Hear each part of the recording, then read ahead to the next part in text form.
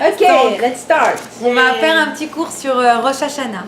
Et je voudrais commencer avec une petite histoire. Il y a ces trois rabbins qui sont ensemble, ces trois rabbins réformés, et ils veulent se prouver qu'ils sont super cool et modernes. Alors le premier il dit, tu sais, dans ma synagogue, le Shabbat, il y a un orchestre avec violon, un orgue, une femme qui chante. Oh là là, les autres tu les regardes, ils font, ça va, c'est old news, ça va. Le deuxième il dit, moi, on est encore plus moderne que ça. Dans ma synagogue, à Pessah, je sers de la challah. Ils disent, ah, waouh. Le troisième il dit, moi je suis encore plus moderne que vous. Dès que septembre arrive, on met un panneau devant notre synagogue fermé pour les fêtes. Il a tout compris lui. J'ai pas compris. Ils sont fermés pour les fêtes, like closed for holidays. Ils sont hyper modernes. Bon, on expliquera la blague après, c'est pas grave. J'ai compris. On fera un addendum pour ceux qui n'ont pas compris. Close for holidays, c'est-à-dire il a fermé boutique, il n'a plus besoin de faire les fêtes. Voilà. Ok. Hello. Bon, c'est pas grave. C'est l'Afrique, c'est l'Afrique. Ouais. Rosh Hashanah, c'est quoi comme fête? C'est le début de l'année, c'est le nouvel an, et c'est quoi aussi? Pourquoi on fait le nouvel an en Rosh Hashanah spécialement? C'est quoi cette date? C'est la création du monde et de l'homme. Pas du monde, c'est la création de l'homme. Le monde a été créé une semaine avant. Donc on connaît l'histoire, Dieu crée le monde et au bout de 7 jours, le 6e jour au soir, il crée l'homme en dernier. D'ailleurs on pose la question, pourquoi Dieu crée l'homme en dernier? Pourquoi Dieu n'a pas créé l'homme en premier? L'homme c'était ce qu'il y avait quand même de plus important. On raconte, c'est un peu comme la parabole, si vous recevez des invités chez vous.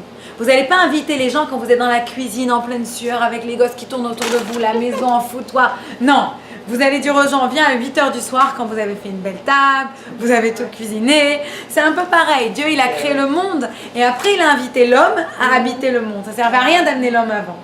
Il y a une autre raison pourquoi Dieu il a créé l'homme en dernier.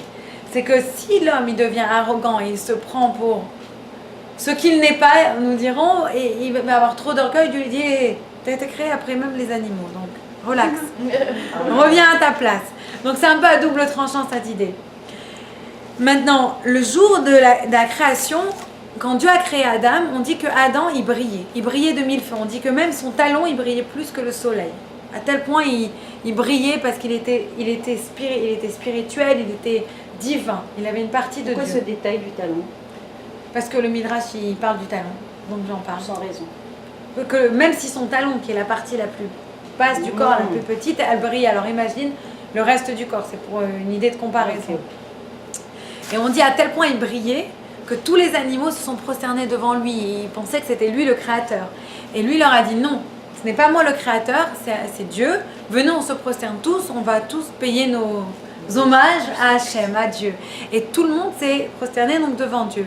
Et le Midrash, il nous explique qu'à ce moment-là, on a compris pourquoi Dieu a créé l'homme. L'homme est dans le monde pour révéler la présence divine. De la même manière que dès que Adam a été créé, il a tout de suite appris aux animaux qui ils devaient respecter, qui était leur créateur. De la même manière, chacun d'entre nous, on est un petit Adam, on est un petit humain. Et on est dans le monde pour révéler la présence divine. Maintenant, comment on révèle la présence divine? On a chacune une manière différente de le faire. On a chacune une mission sur Terre. Et en trouvant notre mission, c'est ça le travail qu'on doit faire sur nous. Certains, ils éduquent les enfants. D'autres, ils vont aller en Afrique, amener la lumière aux Africains. Un peu de tout. Mais chacun, il peut trouver sa mission. Et en trouvant sa mission, on peut éclairer le monde. Et c'est ça vraiment le but de la création, c'est d'amener le divin, d'amener Dieu, de révéler Dieu dans ce monde. Et on raconte cette histoire de ce rabbin chassidique qui s'appelait Rabbi Zouché. Et on dit qu'il était sur son lit de mort et c'était un grand rabbin qui n'avait sûrement pas péché de toute sa vie. Et il pleurait sur son lit de mort, il était en crise de panique. Et tous ses élèves, ils étaient autour, ils étaient choqués. Il dit, mais de quoi tu as peur? T'as rien à te reprocher. Pourquoi tu pleures? Il dit, vous croyez que quand il va monter dans le ciel, on va lui demander pourquoi il n'a pas été comme Moïse, comme Moshe Rabbeinu? Non, on va lui demander pourquoi tu n'as pas fait comme Zouché, comme toi tu devais faire. On n'attend pas de nous qu'on doit faire des monts et des merveilles comme les grands rabbins. Toi, tu sais très bien c'est quoi ta mission, tu sais très bien qu'est-ce que toi tu peux faire pour emmener de la divinité dans le monde, pour emmener du bien dans le monde. Que ce soit en donnant de la tzedaka, en allumant les bougies du Shabbat, en ajoutant une petite mitzvah, tu sais très bien qu'est-ce que toi tu vas pouvoir faire qui va t'aider à emmener la divinité, à révéler la présence de Dieu dans le monde. Donc c'est à toi de trouver ta petite mission. Maintenant, c'est très intéressant de savoir ça et de savoir que c'est le jour de la création du monde, de l'homme, pardon, qu'on parle de Rosh Hashanah, parce que la création, ça nous rappelle cette idée d'amener la vie, de créer. Et qui emmène la vie sur la terre? Les femmes. C'est la femme qui porte le bébé, c'est la femme qui arrive à transformer cette graine en un être humain, c'est la femme qui donne la vie. Donc qui, mieux que la femme, peut exprimer cette idée de création, cette idée de renouveau? Personne. Il n'y a que la femme qui vraiment, en anglais on dirait embody, en français on dirait qui représente, merci, cette idée. Et on voit que c'est très intéressant, dans toute la prière de Rosh Hashanah, on va parler des femmes. Ça commence avec qui? Sarah. La première femme de qui on va parler dans la prière de Rosh Hashanah, on raconte l'histoire de Sarah, qui n'arrivait pas à avoir d'enfant. Et on dit que Dieu, il s'est rappelé de Sarah, et il lui a envoyé des anges qui sont venus chez elle et lui ont annoncé, écoute, Sarah, tu vas avoir un enfant. Et 1 an après, on dit que Sarah, donc elle est tombée enceinte, etc. 9 mois après, pardon, elle a accouché. Exactement 9 mois après, elle a eu un petit garçon qui s'appelait Isaac. Et on continue en nous racontant encore la Akedat Yitzhak, le sacrifice de Yitzhak. En fait, on ne l'a pas du tout sacrifié. C'est une histoire que Dieu est parti voir Abraham. Il lui a dit, est-ce que tu es prêt à sacrifier ton fils? Et Abraham était prêt à sacrifier son fils. Mais à la fin, il n'a pas du tout sacrifié son fils. Et au contraire, ça s'est transformé en une opportunité pour donner beaucoup de bénédictions à Yitzhak. Et on voit qu'à ce moment-là, le Midrash, il nous dit que tout le mérite de cette histoire, il revient à qui? Sarah. Alors que c'est Abraham, dans toute l'histoire, à qui on parle et à qui on dit est-ce que tu es prêt à sacrifier son fils, et qui va marcher avec son fils pour aller sacrifier. Et pourtant, on nous dit que tout le mérite revient à qui? À Sarah. Une autre femme de qui on parle dans Rosh Hashanah, on va lire sa Haftara, Hana. Je vous raconte l'histoire de Hana un peu rapidement. Hana, c'était la femme de Elkana. Et c'était une femme qui malheureusement n'arrivait pas à avoir d'enfant. Son mari était marié avec 2 femmes, avec une qui était Hana et l'autre qui était Pénina. Et ces 2 femmes-là, elles étaient rivales, elles n'arrivaient pas vraiment à vivre ensemble. Pourquoi? Parce que Hana n'arrivait pas à avoir d'enfant. Et on dit que Pénina, elle lui faisait du mal, elle la titillait, voilà, tout le temps. Et tu n'arrives pas à avoir d'enfants, tu n'es même pas capable d'avoir des enfants, etc. Et Hana, ça lui faisait beaucoup, beaucoup de peine. Et elle pleurait, et son mari, à chaque fois, il devait venir pour essayer de la consoler. Une petite parenthèse. Pénina, elle va avoir tous ses enfants après qui vont tous mourir. Et c'est horrible. Et une des raisons, on dit, pourquoi ces enfants ils sont morts, on dit parce qu'elle a trop fait de la peine à Hana. Et il y en a qui expliquent que pourquoi elle a fait de la peine à Hana, c'était par gentillesse. Parce qu'elle voulait que Hana ait beaucoup de peine, donc que Dieu y voie la peine de Hana et qu'il lui donne un enfant. Mais on apprend ici une leçon, que chaque action, elle n'est pas gratuite. Chaque action ne reste pas impunie, une mauvaise action. Il faut faire attention à toutes nos actions, à tout ce qu'on fait. Donc c'est une autre pensée que je vous mets dans la tête juste pour avant Rosh Hashanah, vous rappeler de ce que vous dites, de ce que vous faites. C'est ok, toi t'es la seule à qui je permets de dormir. Ma voix est mélodieuse. Et donc, Hana n'arrive pas à avoir d'enfant et elle prie Dieu. Et à ce moment-là, le temple, c'était pas un temple, c'était un Mishkan, c'était un petit temple, c'était à Shiloh. Donc elle va à Shiloh et là elle prie Dieu, etc. Et elle rentre dans le petit Mishkan et elle prie Dieu. Et on dit que quand elle prie Dieu, elle a prié silencieusement. Et à l'époque, tout le monde était habitué à prier de manière forte, on criait la prière. C'est la première fois qu'on voit quelqu'un en train de prier comme ça. Et le prophète Élie, qui était le prophète donc de l'époque, il la voit, il lui dit, mais t'es folle, t'es venue dans le temple sous, on n'a pas le droit de boire de l'alcool et de venir parce qu'elle bougeait dans tous les sens, elle était comme ça, alors il a cru qu'elle était sous. Il lui a dit, mais tu sais pas qu'on doit respecter? Il lui a dit, mais je n'ai pas du tout bu. Il lui a dit, voilà, il lui a expliqué, j'ai besoin d'un enfant, je prie Dieu, et si j'ai un enfant, je promets que quand il aura 1 an, je l'emmène au temple et je le donne à Dieu. Ça va être Dieu, il va être complètement consacré à Dieu. Son éducation va être vraiment une éducation spirituelle. Et voilà que elle tombe enceinte, elle a un enfant qu'elle appelle Shmuel, et elle l'emmène comme elle a promis, ce qui est très difficile. Tout le monde peut faire des promesses. On raconte tous l'histoire de la femme qui doit traverser le pont. Et elle commence à traverser le pont sur un grand ravin, et le pont il bouge, elle est là, elle fait oh là là, je t'en supplie Dieu, je te promets, je donne 500 € à la tzedaka si tu me laisses passer sur ce pont tranquille. Le pont il arrête de bouger. Elle marche, elle arrive presque à la fin du pont. Dans sa tête elle dit ah, peut-être pas 500 €, peut-être 40. Le pont il se remet à bouger, elle fait hey, je rigolais. c'est très facile de faire des promesses, mais de les tenir quand tout va bien, ça c'est une autre histoire. Et pourtant, Hannah, elle a promis de donner son fils. Imaginez à quel point c'est difficile. Et elle l'a donné. Et on dit qu'elle a eu d'autres enfants après. Mais elle a donné son fils et elle venait tout le temps à Shiloh le voir, etc. Mais vraiment, elle a consacré son fils à Dieu. Et il y a une troisième femme dont on va parler à Rosh Hashanah. Le Talmud, il nous dit qu'il y a 3 femmes qui ont été exaucées le jour de Rosh Hashanah. Sarah, pour avoir des enfants. Hannah, comme on vient de dire, pour avoir des enfants. Et Rachel, la femme de Jacob, Rachel, elle a été aussi exaucée ce jour-là. Et c'est marrant de voir que ces 3 femmes-là, on en parle, mais on en parle toujours en parlant en même temps de leurs enfants. Et pas seulement de leurs enfants, c'est 3 femmes qui ont vraiment des histoires très spécifiques avec l'éducation de leurs enfants. Quelle éducation on parle avec Sarah? On raconte que Sarah, elle voulait dégager Ishmaël de la proximité de Yitzhak. Pourquoi? Parce qu'elle pensait que Ishmaël était une mauvaise influence. Et quand elle est partie voir Abraham, elle a dit à Abraham, même si la nature de Sarah par nature c'était une bonne nature, elle était quelqu'un de bon, elle était généreuse, mais elle a dit c'est pas pour mon fils, je veux pas qu'il reste à côté de mon fils, c'est pas le moment d'être généreux, c'est pas le moment d'être bon. Il y a, comme on dit, trop bon, trop bon. Voilà, c'est exactement ça. Il y a un moment où il faut être bon, et il y a un moment où il faut penser à nos enfants et les protéger. Donc, à ce moment-là, elle a dit c'est pas le moment. Et Abraham, il voulait pas faire ça, il refusait. Il voulait pas du tout renvoyer son enfant. Et Dieu lui dit quoi? Kol machetomar Sarah tishma bekola. Je répète ça toujours à mon mari. Tout ce que te dit Sarah, écoute sa voix. C'est Dieu qui l'a dit. Et ouais, ça marche. Et c'était quoi? Il lui a dit, Sarah, elle a raison. Elle doit protéger son enfant. Donc, renvoie Ishmaël. Et c'est pour ça qu'Abraham, on dit que c'est le père de toutes les nations. C'est pas le père du peuple juif. Pourquoi? Parce qu'il était trop bon. Il était d'accord avec tout le monde, il voulait faire du bien avec tout le monde, il ne voyait pas le mal nulle part. Ça ne pouvait pas être le père du peuple juif. Le père du peuple juif, il devait avoir aussi des limites, avoir aussi une certaine structure, une certaine discipline. Donc on voit ici que Sarah, elle s'est battue. Et c'est grâce à elle que toute l'éducation de Yitzhak, elle a réussi. Et c'est pour ça que toute l'éducation de Yitzhak, on la crédite à qui? On la crédite à Sarah. On dit que même que Yitzhak, il a accepté d'aller, de se faire sacrifier, même s'il ne s'est pas fait sacrifier à la fin, il était quand même prêt à se dévouer pour Dieu. C'est grâce à qui? C'est grâce à Sarah qu'il a bien éduqué. Donc on voit qu'on ne parle pas seulement de la femme en tant que femme, on parle de la femme aussi en tant que mère et de la femme en tant qu'éducatrice. Et ça, c'est très important. La femme, elle est appelée dans la Torah Akeret Abayit, le pilier de la maison. C'est elle qui tient la maison. Parce que c'est grâce à son éducation, en partageant, si vous voulez, son savoir autour d'elle, qu'elle va réussir à transformer le monde.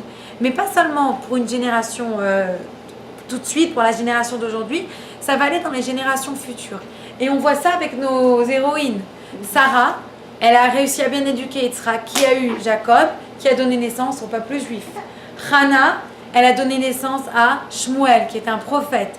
D'ailleurs, Hannah, c'est la première prophétesse. En tout, il y a eu 7 prophétesses. Et Hannah, c'est la seule prophétesse, la première d'ailleurs, qui a parlé du Mashiach. Donc on voit là que c'était vraiment quelqu'un qui a mis tous ses efforts dans l'éducation et qui a voulu bien éduquer son fils.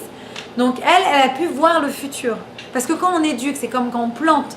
On ne sait pas au début comment ça va pousser. On met la graine, ça pourrit, on ne la voit pas, on la cache, puis ça pousse comme ça, puis on met un tuteur pour tenir, et à la fin ça pousse droit. C'est vraiment ce qu'on fait l'éducation.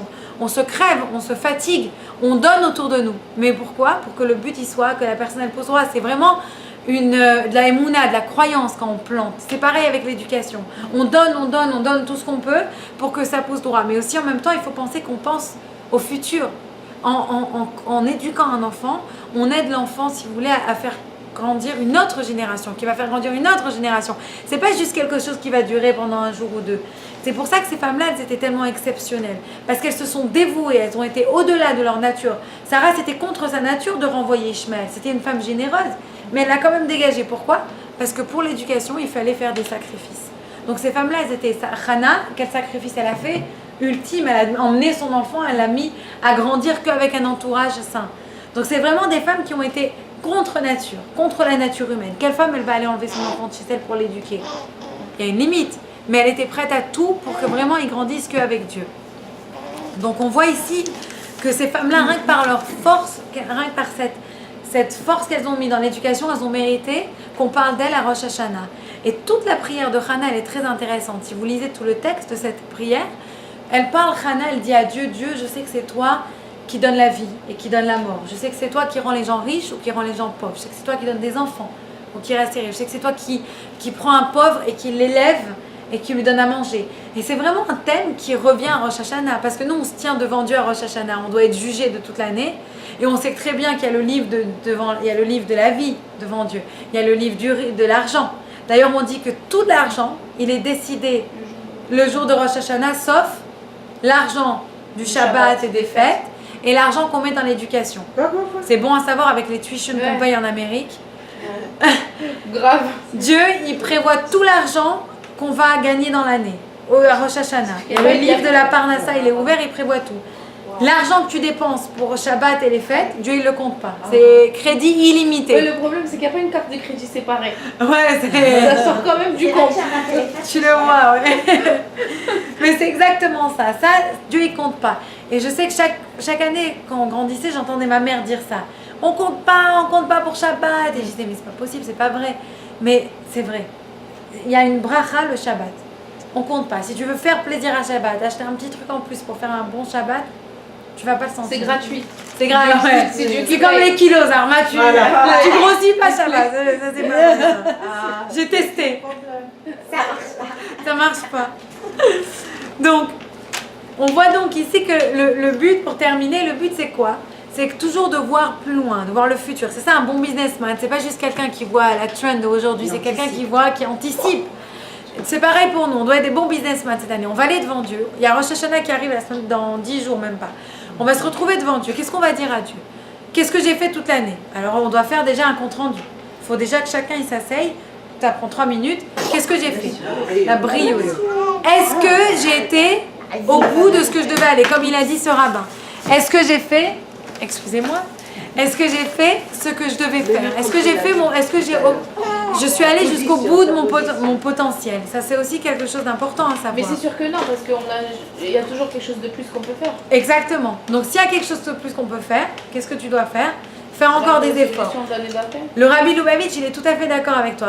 J'ai lu une lettre qu'il a écrite à des étudiants. Il leur a dit, ne soyez jamais contents de ce que vous avez fait. Vous devez toujours vouloir en faire plus. Bien sûr, tu dois être un petit peu content, mais ça suffit jamais. Tu peux toujours faire plus. Et on dit que tu as 10 jours entre Rosh Hashanah, si tu comptes le premier jour de Rosh Hashanah, et tu comptes le premier jour de Kippour, tu peux compter en tout 10 jours. On appelle ça les 10 jours de pénitence. On dit que pendant ces 10 jours-là, tu peux faire tes chouvas. Et si tu réfléchis à tout ce que tu penses que tu n'as pas fait super bien dans l'année et que tu veux corriger, tu as une chance de corriger. Maintenant, pendant la semaine, le Rabbi Lubavitch, il nous dit, pendant la semaine qui est de lundi, on va dire, à dimanche, chaque jour, par exemple lundi, si tu fais un grand effort et tu dis, Dieu, je t'en supplie, pardonne-moi, voilà, donne-moi une bonne année, je veux faire tes chouvas, etc., et bien Dieu, il te pardonne pour tous les lundis de l'année. Mardi, pour tous les mardis de l'année. Mercredi, pour tout. Donc à la fin de la semaine, tu as l'ardoise blanche. Ardoise, tu as remis à zéro. C'est vraiment le... Voilà. Oui, c'est le Rabbi qui dit ça, c'est pas moi. Donc, vous pouvez y croire. C'est vraiment... J'ai lu ça et c'est vraiment important de savoir ça. Ça veut dire, on a encore une chance, c'est pas foutu. Et quand tu arrives à Yom Kippour, entre Rosh Hashanah et Yom Kippour, tu as fait ce travail-là, chaque jour tu te dis, allez, un petit Teilim, je vais lire aujourd'hui, une petite prière, Shabbat, je vais allumer mes bougies. Et bien ça aide, ça corrige, entre guillemets, tous les lundis de l'année, tous les mardis de l'année, tous les mercredis de l'année, tu peux tout corriger. Et l'important, c'est de faire comme ces femmes-là, c'est d'être prête, si vous voulez, à aller de l'avant, à voir le futur, à voir que notre but, vraiment, c'est d'amener la divinité dans le monde, de révéler Dieu dans ce monde. Et comment on peut révéler Dieu dans ce monde? On peut commencer chacun par l'emmener dans la maison, par l'emmener chez nous. Il y a cette histoire qu'on raconte de ce rabbin qui disait au début, il a dit, lui, il voulait changer le monde. Il a compris qu'il n'arrivait pas à changer le monde. Il a dit, c'est pas grave, je vais changer mon pays. Les années, ils ont passé, il a dit, bon, laisse tomber, je n'arriverai pas à changer mon pays. Je vais changer ma ville. Quelques années passent, walou, il n'a pas réussi à changer la ville. Je vais changer Mon bloc. mon quartier. Nada. Je vais changer ma maison. Il a réussi à changer personne chez lui. Quand il a vieilli, il a dit, tu sais quoi? Je vais me changer à moi. Si je m'étais changé à moi depuis le début, j'aurais déjà changé le monde. Il n'y a pas besoin de vous dire, waouh, Rosh Hashanah il arrive, je dois faire ça, ça sert à rien. Prenez une petite chose, mais faites-la bien. Faites-la jusqu'au bout. Prenez une bonne action. Pensez à ces femmes-là qui étaient prêtes à aller contre nature, au-dessus d'elles-mêmes. Ça, se sacrifier, pourquoi? Pour leurs enfants, pour un futur de nos générations. C'est même pas nos enfants, c'est tout le monde autour de soi. Toutes les futures générations autour de nous. On peut tous emmener quelque chose autour de nous. Essayez-vous de savoir qu'est-ce que vous pouvez emmener dans le monde. Et si chacun, vous arrivez à emmener la présence de Dieu dans votre maison ou à l'intérieur de votre cœur, vous allez réussir à transformer le monde. Et je vais juste terminer avec cette vidéo que j'ai regardée aujourd'hui. J'ai écrit son nom. Vous pouvez la regarder, ça s'appelle Elliot Lasky. Vous pouvez la Google, la trouver. Elle était aussi sur un site qui s'appelle chassidut.org. C'est une vidéo de cet homme qui raconte son expérience avec le Rabbi Lubavitch. Et ça m'a bien marqué son histoire. Il raconte il y a des années de ça, dans les années 60, ok? Il était un bon hippie. C'était un hippie, non, c'est juste parce que j'étais pas encore née, alors pour moi. Pour nous, c'est Donc, ce Elliot Lasky, il était un mec hyper cool à l'époque. Les bottes en serpent de cuir, le petit jean serré, pas de def, la petite veste comme ça, bien serrée, les cheveux bien longs, une petite barbe, pas pour la religion, juste parce que c'est cool. Voilà, un peu de tout. Et donc, il était très cool. Et avant ces années-là, il était hyper religieux. Et puis d'un seul coup, il a tout lâché. Il est devenu hippie, hyper cool et tout. Il connaissait quelqu'un qui était sur le tour des Rolling Stones. Il s'est mis à aller sur le tour des Rolling Stones. C'était sa carrière. Il allait avec eux, il suivait les Rolling Stones. Donc il était complètement déconnecté de tout. Ça faisait des années qu'il n'avait pas mis les tefilines. C'était fini. Et il était très religieux, mais il avait tout lâché. Et doucement, tout lâché. Et voilà qu'un jour, il est assis, sûrement en train de fumer, avec des copains. Et ils sont tous en train de philosopher à ce moment-là. Et il y en a un qui était un bouddhiste et qui commence à parler de Dieu et de sa spiritualité. Et puis ils sont tous en train de parler. Et puis d'un seul coup, il se dit, lui, mais il est où Dieu? Et il a cette question qui ne le lâche plus. Il est où Dieu? C'est quoi Dieu? Et pourquoi le bouddhisme? Et pourquoi pas chrétien? Et pourquoi pas... Qu'est-ce que c'est que Dieu? Pourquoi je suis juif? Toutes ces questions, elles commencent à le perturber. Et donc, il va voir cet ami, ce rabbin Chabad qui habitait dans cette ville. Ce rabbin, il lui dit, tu sais quoi? Il y a une personne qui peut répondre à tes questions. C'est le Rabbi Lubavitch. Va le voir. Il lui dit, tu écoutes, qu'est-ce que tu perds? Va le voir. Si tu vas à New York, passe le voir. Il lui dit, voilà. Il lui dit à quel moment on peut le trouver. Quand le Rabbi revenait du tombeau de son beau-père, il distribuait de la tzedaka juste avant Mincha sur les escaliers devant le 770 Eastern Parkway. Il a dit, va, tu peux peut-être le voir là-bas. Et il va là-bas, il rencontre un autre ami à ce chaliar, à ce rabbin, qui l'emmène donc à cet endroit-là, au bon moment. Et voilà qu'il y a une vieille limousine qui arrive, et le rabbi qui sort de la voiture. Là, à ce moment-là, il paraît que l'autre rabbin, il s'est poussé de lui. L'autre, il s'est retrouvé devant le rabbi, il approche du rabbi. Et il commence à parler au rabbi. Et il dit à ce moment-là, il y a quelque chose qui s'est passé, le rabbi commence à me regarder, c'est comme si lui et moi, on est dans une autre dimension. On se regarde tous les deux, on parle. Et il dit au rabbi, Rabbi, il est où Dieu? Et le rabbi lui dit, Dieu, il est partout. Et il parle en yiddish, parce qu'il parlait yiddish cet homme-là. Il dit, Dieu, il est partout. Il lui dit, mais il est où Dieu? Le rabbi lui regarde, il lui dit, mais Dieu, il est partout. Il lui dit, mais Rabbi, il est où Dieu? Apparemment, ça ne suffisait pas, cette réponse. Alors le rabbi, il le regarde et il lui dit, Dieu, il est dans ton cœur. Il est dans ton cœur. Et c'est vraiment ça l'idée de ce soir. Et vous pouvez regarder la vidéo, il continue, il dit au rabbi, Rabbi, j'arrive pas bien à parler, il dit, je peux vous parler en anglais? Et le rabbi lui dit, speak in English. Can I ask you a question? Le rabbi, il a dit, ask.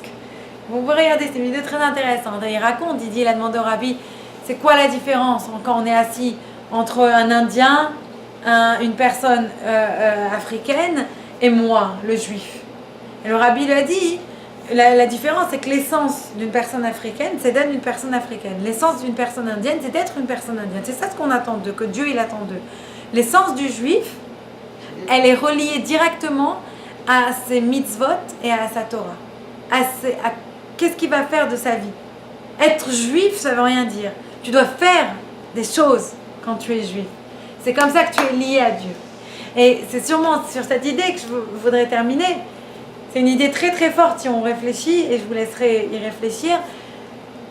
On a tous déjà Dieu dans notre cœur. Maintenant, c'est le faire un peu, si vous voulez, sortir de notre cœur, bon, rester, mais une petite partie sortir, et le partager autour de nous. Et comment on fait ça? Comme le rabbi l'a dit, un juif, il est lié à Dieu par la Torah et les mitzvot. Pensez peut-être à une petite mitzvah que vous allez ajouter cette année. Vous n'êtes pas obligé de prendre quelque chose de drastique, mais prenez une petite chose que vous pensez que vous pouvez faire et qui va peut-être apporter plus de lumière dans le monde. Et on espère qu'avec cette petite chose, cette petite mitzvah, ça va réussir à emmener le Mashiach et à avoir la paix dans le monde, la vraie paix. Voilà. Amen.